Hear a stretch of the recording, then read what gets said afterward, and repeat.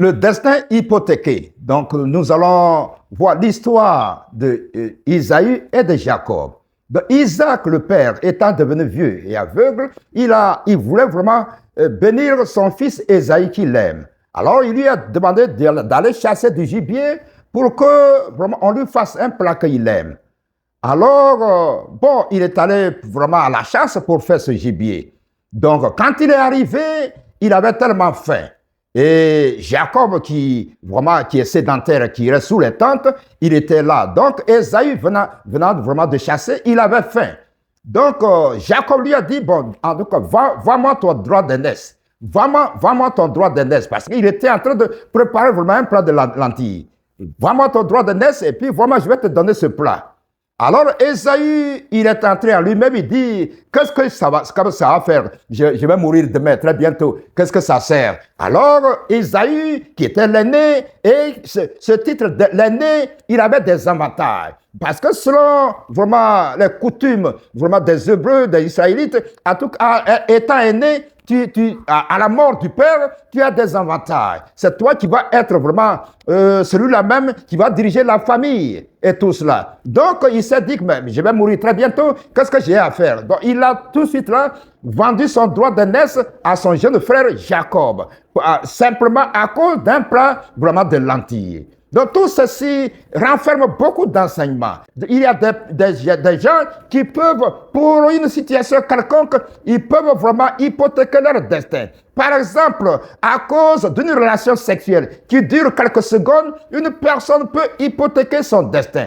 Quelqu'un qui se met facilement à la colère, il peut facilement, au lieu que face à une situation, il devrait garder la maîtrise de soi, le calme, la tempérance. Mais au lieu de garder le calme, il parle de tac-tac. Donc le fait qu'il répond tout de suite de tac-tac, cette parole que tu as sortie de ta bouche, ça peut faire que ton destin peut être hypothéqué quelques secondes. Alors qu'il arrive deux fois que le silence même parle beaucoup plus que vraiment le parler. Est-ce que vous voyez? Alors c'est important. La parole de Dieu dit dans Ecclésiaste qu'il y a un temps pour parler et un temps pour se taire.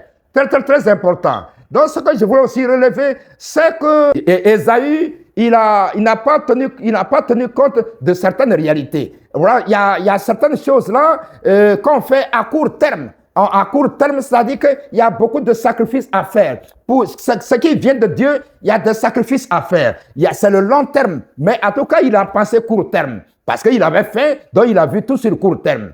En tant que chrétien, en tant que vraiment des gens qui veulent aller entrer dans leur destin, il y a des choses que nous ne devons pas faire. C'est-à-dire que penser à court terme, penser seulement à ce qui est prêt déjà.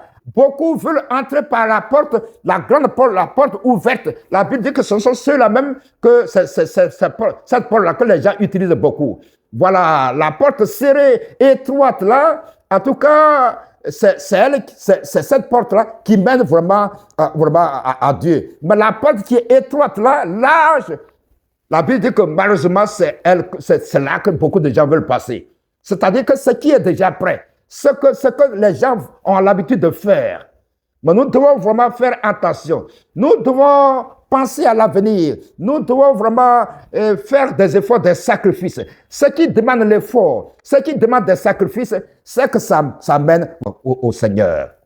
Il y a des gens qui veulent tout de suite là, des bénédictions et puis tout cela. Donc, à cause d'un plat de lentilles, en tout cas, il a totalement hypothéqué son destin. Aujourd'hui, quand on parle du Dieu d'Israël, on dit, en tout cas, le Dieu d'Abraham, d'Isaac et de Jacob. Mais on allait mettre, au lieu de Jacob, on allait mettre Ésaü. Donc, son nom a été effacé pour longtemps.